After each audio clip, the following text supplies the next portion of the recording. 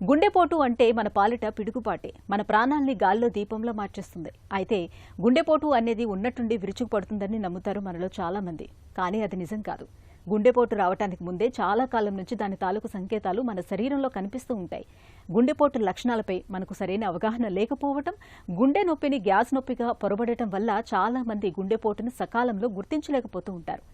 ఈ నేపథ్యంలో గుండె జబ్బులకు దారితీసే కారణాలు, గుండెపోటు తాలూకు అనుమానిత సంకేతాల గురించి ఇప్పుడు తెలుసుకుందాం.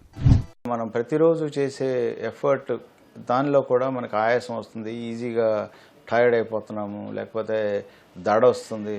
అదేవిధంగా మనం ఏదైనా కొంత వాకింగ్కి వెళ్ళి కొంత దూరం నడవగానే ఒక రకమైన బర్నింగో, లేకపోతే చెస్ట్ పెయిన్, లేకపోతే ఇక్కడ జా దగ్గర కానీ నెక్లో కానీ ఒక రకమైన బర్నింగ్ పెయిన్ ఏదైనా కానీ.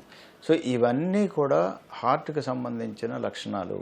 కొంతమందికి ఇక్కడ గ్యాస్ పెయిన్, నిజంగానే గ్యాస్ పెయిన్ లాగా ఉండి ఒక త్రేన్పు రాగానే అది తగ్గిపోయిందండి అని వచ్చేవాళ్ళు కూడా ఉన్నారు.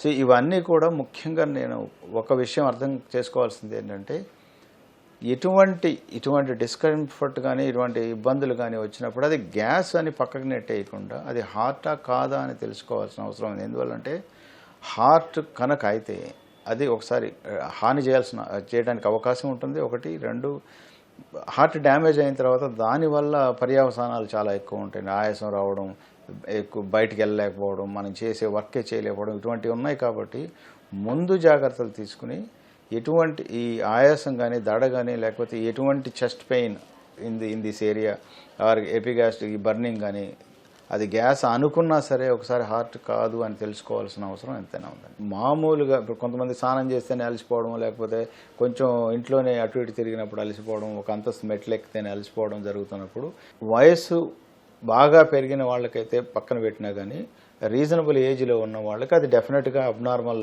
సిమ్టమ్ అండి. అందువల్ల దాన్ని ఖచ్చితంగా దాన్ని పరీక్షలు చేసుకుని రక్తం తక్కువగా ఉందా, లేకపోతే మనకి లంగ్ కెపాసిటీలో ప్రాబ్లం ఉందా, అదేవిధంగా హార్ట్ వీక్ అయినందువల్ల ఇటువంటి సిమ్టమ్స్ వస్తున్నాయా, ఇవన్నీ తెలుసుకోవాల్సిన అవసరం ఖచ్చితంగా ఉంది. ఎందువల్లంటే ఈజీగా అలసిపోవడం అనేది అది అబ్నార్మల్ సిమ్టమ్.